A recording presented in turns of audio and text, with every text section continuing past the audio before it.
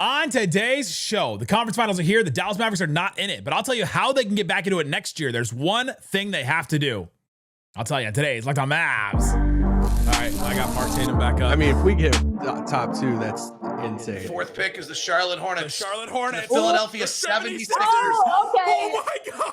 Okay. Mavericks Stop it.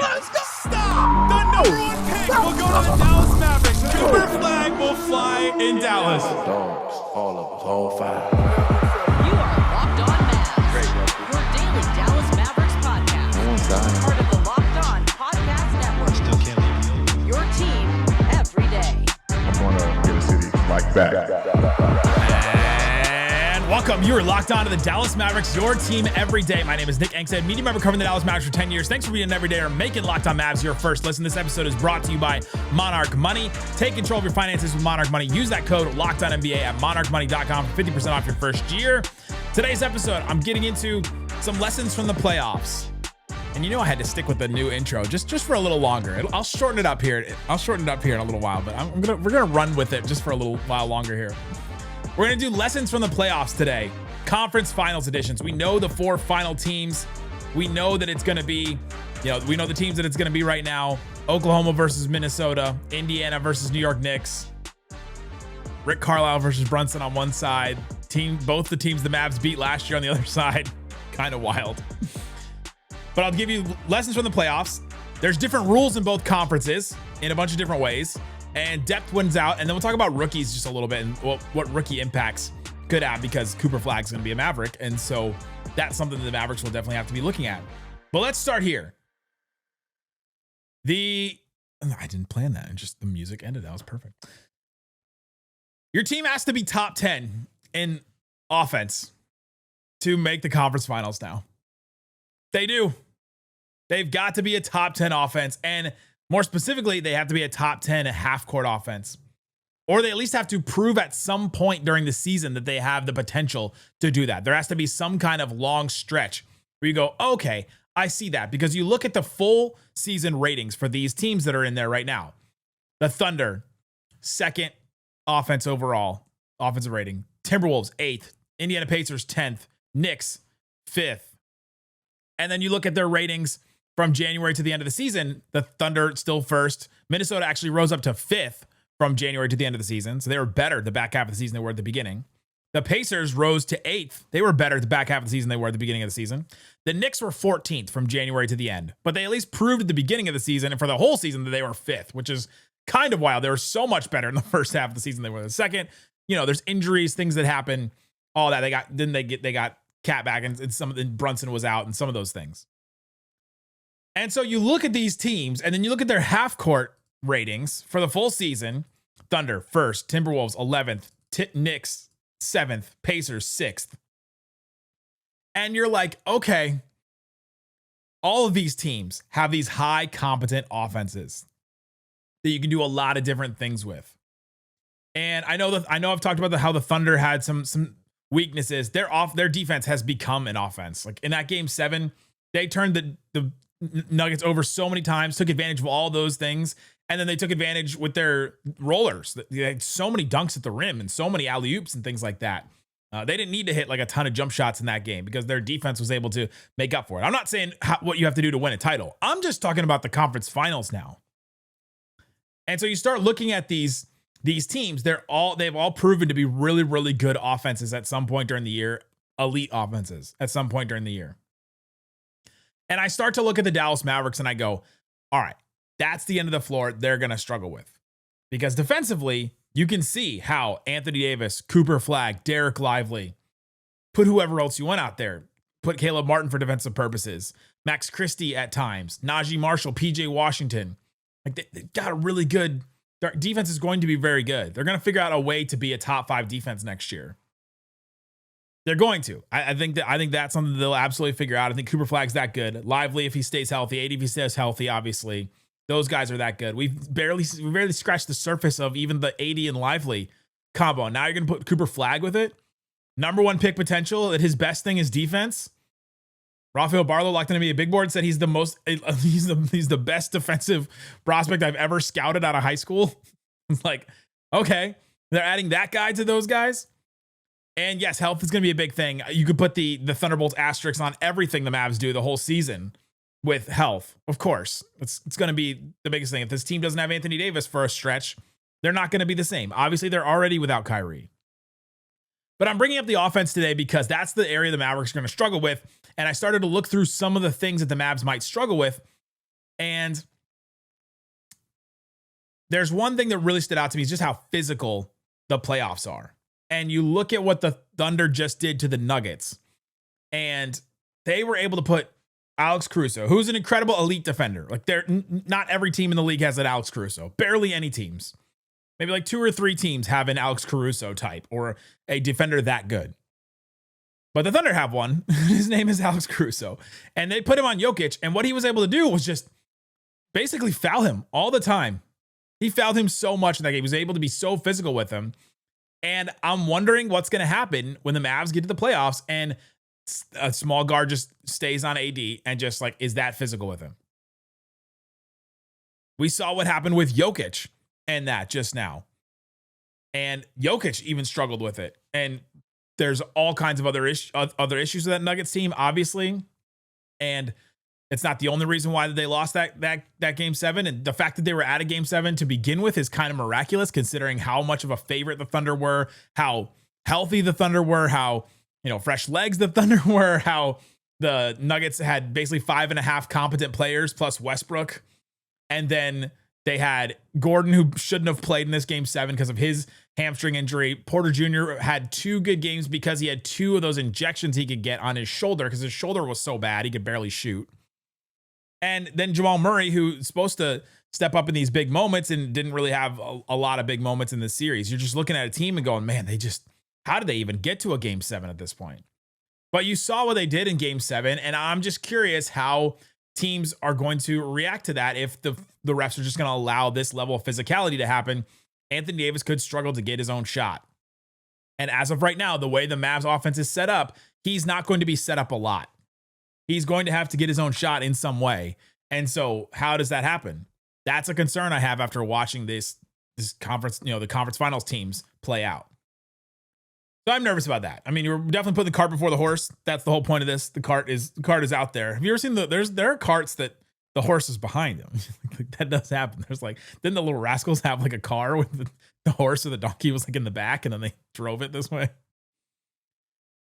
Why is that a saying? Cart before the horse. Sometimes the cart does go before the horse. Anyway, I'm putting the cart before the horse because we're looking through for anything we can learn from these conference finals that can apply to this Mavericks team.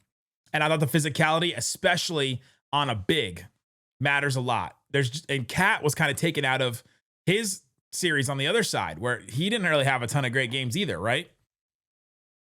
And you look at some of the things that teams do, they just throw a small guy on you and they are super physical with you. Then that frees up your big to be roaming around and things like that.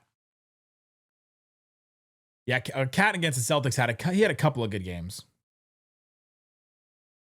But Cat against the Pistons, he struggled at times. He had 10 points in 2 games because they just were so physical with him, took him out of the game in some points. The other thing I noticed is they have to have star power just to create your own shot or create a shot for someone else whenever. Halliburton is the exception here, but he can create a shot for somebody else whenever. The Pacers offense is also completely different. That's a Rick Carlisle powered offense. A lot of different passers, a lot of different guys that can make a play in their own way in some way. And they're also in the East, and there are different rules for the East and West, and I'll talk about that. But looking at SGA, Brunson, and Anthony Edwards scoring 26 to 29 points a game in the playoffs, it's you have to have a player like that at some point. And seeing what we saw from Kyrie last year and him coming off of an ACL, I'm not feeling super good about Kyrie to be the 26 to 29 point per game player in the playoffs because he struggled at times in the playoffs last year. And he also is going to be coming off of an ACL. There's 2 things right there that I am concerned about with the Mavericks offense. And so you look at what worked this year. These teams that have proven to be high-powered offenses. The Mavs are not going to be that right away. It may take them a little while. They may have to make a move, and hopefully they do make a move for another guard. And if they do, that guard has to be a playmaker and a scorer in some way. And so you have to have a top 10 offense in order to make it. Defense may win championships, but A top 10 offense is going to get you there. And that's something the Mavericks have to do. They have to get to that level. And there's a bunch of different things they need to do in order to get there. We'll talk about that all throughout the offseason. Coming up, there's different rules in the East and West when it comes to the playoffs right now. It's kind of wild. I'll walk you through some of them coming up. Today's Locked On Mavs. Today's episode of Locked On Mavs brought to you by Monarch Money. It's great. You go and you just connect all your different accounts to it. You connect your investments, your credit cards, your debit cards, your bank accounts, all your spending, savings account, whatever you've got. I even connect to my mortgage and my student loans and things like that. It just puts all your money stuff in one spot and it tracks it for you. You just go check. Like, I didn't check my 401k that much, but then I have it in Monarch Money now. So then every time I look at it, I'm like, oh, I can just see how that's doing. I can also see where my student loans are at and see everything like that without having to go to a ton of different websites and check all that. I love that part about it. It's a complete financial command center. You can track all your accounts in one spot. You stop managing your money and start building wealth. You start to see what works and you start to see what's working for you, where you're spending your money. I love the flow charts and different things like that show you where your money's going out to. Take control of your finances with Monarch Money. Use the code LOCKEDONNBA. That's all one word, LOCKEDONNBA. At Monarch Money for 50% off your first year. That's monarchmoney.com. Code LOCKEDONNBA. You get half off your first year.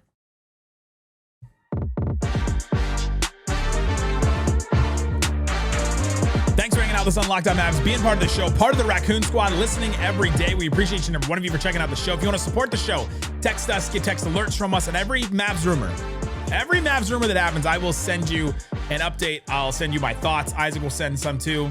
News updates, game previews, Q&As, things like that. Subscribe, become a Locked On Mavs Insider. 214-643-8637 is the number, or you can click the link in the description, just the subtext link in the description wherever you're listening, watching this. All right. There's different rules in the East and the West.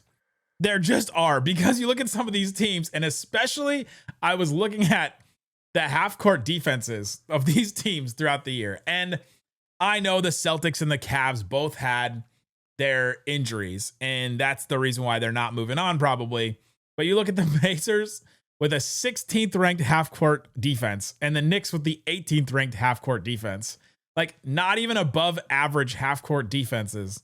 And one of those teams is going to make the finals. It's kind of wild. Unless the dominant team like the Celtics last year or the Cavs or the Celtics this year, if one of them had made it, unless one of those dominant teams, you can just slip in. Like, maybe they just got lucky this year, and maybe that's part of it. In the West, the half-court defenses, Thunder were number 1 overall. The Timberwolves were 7th overall. Like, you got to be a top 10 offense and defense in the Western Conference in order to make it. And on the Eastern Conference side, if you get you get like one injury to one player, you get a Tatum injury, or you get a Darius Garland, Evan Mobley, like injuries where they miss one game, all of a sudden you're in the Eastern Conference Finals. It is insane to me how different it is and the different level of competition that these teams are. Adding to the fact that the Thunder play the Western Conference more often than the Indiana Pacers do. And so like the competition through the regular season, where these numbers come from, are even skewed because of that. Like, the Thunder were the number 1 half-court defense, and they played majority of Western Conference teams. The Pacers were the 16th ranked half-court defense, and they played majority of the Eastern Conference teams that were bad. And a bunch of those teams that are upset because they were tanking for Cooper Flagg and they didn't get him. That's right. There's different rules. I thought that was absolutely wild. There's different rules in terms of the amount of like different players and playmakers that you needed, the depth that you needed, and I'll get into that in a little later. But you start to look at what these teams were able to do. The Thunder were dominant all season. They squeaked by this Nuggets team until Game 7. Timberwolves, they've been pretty dominant against the Lakers, and then again against then again in their next round series, or the Rockets.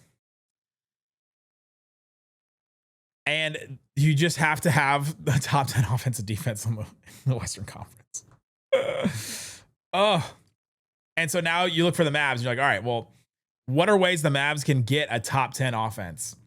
Because that's what you have to do, because there are different rules, and you have to be elite in both categories in the West in order to make it. The Mavs were on their way last year with both of those things. That we kept tracking it all throughout the end of the year. They proved at the end of the season they could be a top 10 offense and defense. And that's why they made it. Their offense struggled at times, but you knew they had the potential because they had, a generational offensive engine that could get them there. And then their defense was really showing itself at the end of the season. I started to look at this. I mentioned the star power. Can Anthony Davis or Kyrie Irving be that guy that gets their own shot whenever? When something breaks down or they need something to go to, Brunson was so clutch and elite throughout this run. Anthony Edwards gave the Timberwolves just a boost or gave them a couple shots or made a play. He averaged a bunch of assists. Like, his playmaking was a thing we've been asking about him for a while, and he stepped up in a big way. And so I think that's notable. And then obviously SGA just getting his shot and being able to do things whenever the Thunder needed him to, for the most part, was massive, because he actually didn't even really get like a lot of help from Jalen Williams or even Chet. It had to be him. But you've got to have that guy. You've got to have the guy to just create their own shot. That the teams that tried the multiple player approach couldn't get there. And yeah, the Cavs and then the Celtics and the Warriors, and they all dealt with injuries, which I guess is another lesson. I guess that's another lesson that I'm learning from all this. Let's do that one right now. The other lesson I'm learning is you just got to get lucky and get healthy. That's the whole thing. The Knicks and the Pacers, we could go through all their numbers all day long. They're here because the Cavs guys got hurt. Darius Garland couldn't move his toe. Evan Mobley had an ankle injury. DeAndre Hunter even missed a game. And Jason Tatum is going to be out for a whole season. Jaylen Brown had a torn meniscus. And Kristaps Porzingis has this unknown injury that people are calling it all kinds of things online. This sickness that he's been dealing with. Who knows? But those two teams were elite all season. And if they're healthy, we're talking about completely different things. But they weren't, and so many teams go down. Steph Curry went down for the Warriors. Maybe we're talking about this that series completely different. I thought the Warriors looked good against them in game 1 until Curry went down. They ended up winning that game anyway, but that was the only one they won. The Nuggets, they had injuries too. Aaron Gordon, Michael Porter Jr. was like a non-factor in this whole thing. And so you look at these, injury luck just has to go in your favor. That's it. The Mavs last year with Luka's injury, Luka's all his injuries and stuff, they struggled with that all year, but they did get lucky with Kyrie being healthy. And it's hard for me to look at this Mavs team and go, all right, yeah, I can bet on that injury luck. It's just going to be luck. It's going to be luck. And it was unlucky for the Celtics, the Cavs, the Warriors, and the Nuggets. And it was lucky for the Thunder, the Timberwolves, the Pacers, and the Knicks. And that's what it came down to. You got to be good enough and you've got to be lucky. The Clippers, though, were lucky and they thought they were good enough, and they didn't get past the Nuggets. That one's kind of wild. The Rockets were not good enough. They were lucky with injuries, though. Pacers were both lucky and they were pretty good enough. Knicks, kind of same thing. Coming up, let's get into depth. That's another lesson I've learned into all this. It'll inform what the Mavs do in this offseason, and I'll tell you why coming up.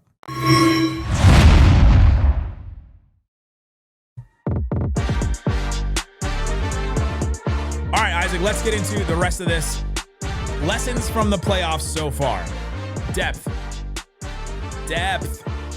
You've got to have it. You've got to have multiple guys. You've got to have a roster of guys. You can't just have a small group of guys unless you're the Knicks and you get away with it. The Knicks is just another reason why there are different rules in the East and West. And maybe it's just because of the injuries from the Celtics and the Cavs, and probably is. But the Knicks only had like 5 guys and then maybe one extra. And that's all they trusted. I started to look through, all right, from how many teams had how many players average 20 minutes a game so far in the playoffs? Thunder, 7. Timberwolves, 7. They trust 7 guys to play 20 minutes a game on average in these playoffs. That's big. That's a lot. That's a depth chart right there. And that means there's another player probably averaging 12 minutes or 10 minutes here or there, obviously. But 20 minutes a game, that's a lot. Denver had 6 players. One of them was Westbrook, but 6 players averaged 20 minutes a game. They didn't make it to the next round. Warriors had 6 players average 20 minutes a game, and one of those was Kuminga, who didn't even get trusted to play in the first round series that much, or even in a couple of these games. They also had 2 players with 16 minutes a game, and Gary Payton II and Moses Moody. but they didn't have enough depth. And then they lose a guy in Steph Curry, and obviously they go down, and that's probably just it for them. The Nuggets, they had their 6 guys, but Westbrook is like a half now. Julian Strawther had one really good game there. And then they have Porter Jr. and Gordon that were just not themselves because of their injuries. And so you look at the depth, you've got to have it. The Pacers on their side, they had 5 players, 20 minutes a game, but then they also had 3 between 16 and 17, so I'll count that. Knicks had 5 guys at 20 minutes, and then 2 with 18 and 19. But the depth doesn't matter as much on that side because they got lucky with injuries. Different rules in the East and West. But the depth is so important. You've got to have multiple guys, and that's why the Mavericks can't do one of these trades this summer where they look at the roster and they go, all right, let's go all in for a Kevin Durant. Let's go all in. I mean, the Giannis piece is different. They're not getting Giannis now since they're not going to give up Cooper Flagg. That's just, it is what it is now. But I don't think they can do one of these. I don't think they can do one of these. They can't do one of these trades where they go all in for one guy. I can't even think of who else it would be right now besides Kevin Durant, but he's the first name, so I'll just leave him there. Kevin Durant's had injury issues. Anthony Davis has injury issues. Kyrie has injury issues. Like, you're going to all of a sudden compound your injury luck question by going all in and then losing some of your depth in a PJ, a Gafford, Najee, Caleb Martin. Like, you're going to lose 3 of those guys. You're going to lose 3 of them, at least. And then probably Klay, too. You're going to lose 4 of Klay, PJ, Gafford, Najee, Caleb Martin. You're going to lose 4 of those. You can keep 1, right? Like, you keep 1 to make the salaries work. You just can't do that, and you can't get away with that. I think the Mavs could do a Gafford for somebody else trade, but you've got to replace. You've got to do one-to-one. Right now, the Mavs rotation is actually, it's pretty stacked. Like, it's pretty solid, and you could see how they could get to 7 guys. The Mavs may actually have too many players for what we're talking about right now. It'll be good in the regular season. It'll be good for their injuries and all that kind of stuff. But once they're healthy, you've got almost too many guys like the Thunder. They almost had too many guys where they had to make decisions, and they'd be like, all right, Aaron Wiggins are not going to play as much. Okay, Isaiah Joe, you're kind of out. Got Kyrie, Klay, Cooper Flagg, insane. Anthony Davis, Dereck Lively is your starting 5. That's who I think they go with. Then you go PJ Washington, Daniel Gafford, Max Christie, Najee Marshall, Caleb Martin, Brandon Williams off the bench. That's 11 guys you've got right there. Now, is a Brandon Williams ready for a playoff run? Probably not. Is Max Christie? Probably, but we'll see. Gafford can play for as much as we do Gafford can't play in the playoffs. He can play. He played a lot in that Mavs run. It's just you can't close with him. It's got to be certain matchups, and you got to game plan in a different way. But he can obviously play. He's good, and he can play in playoff lineup. He played like 20 minutes a game in the conference finals. And so you look at what the Mavs have now. They cannot go all in a 3-4-for-1 trade for one of these huge contracts. Unless it's that much of an upgrade and you know that player is going to stay healthy and they're upgrading you on the Kyrie Anthony Davis spot, right? Like, unless it's a Giannis. But I wouldn't do a Kevin Durant trade now. I wouldn't do that. I would not do that at this point. You got to have the depth. And you got to have depth that works. I could see Kyrie, Klay, Cooper Flagg, Anthony Davis, Lively, PJ, Gafford. Then let's throw, it would be Najee or Caleb Martin, and it would probably end up being Caleb Martin because of the shooting. And that's 8 right there. That gets you to 8 guys. Because in the playoffs, your point guard problem is actually going to be lessened because Kyrie, they'll figure out a way to play without Kyrie on the floor during the season. And then when Kyrie doesn't play, you'll play that way.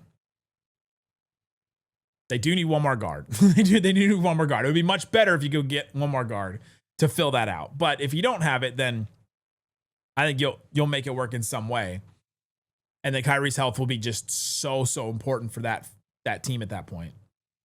That's interesting. Depth matters a lot. It matters for a bunch of different reasons. We saw it because of minutes. Like Jokic and the Nuggets, it was just a war of attrition at a certain point.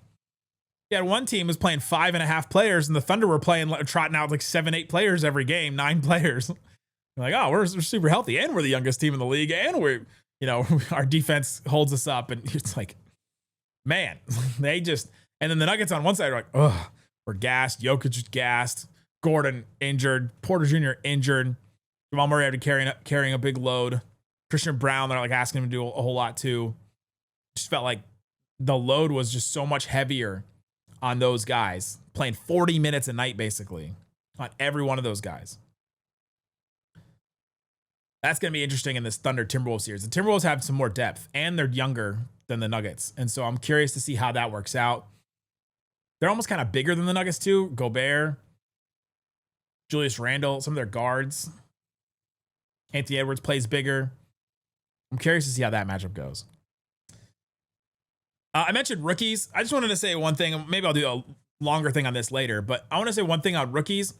Rookies to contribute in playoff runs, 10 plus games, 20 plus minutes. You've got high picks. Chet Holmgren is actually a pretty good example of a high draft pick that can play. He was a top 2 pick. He played 10 games in his rookie year, which was the last year when the Mavs beat him. And he played 35 minutes a game. And that team was good. The Mavs beat them, yes, and they weren't a disaster in the playoffs, and he wasn't a disaster in the playoffs. He can play.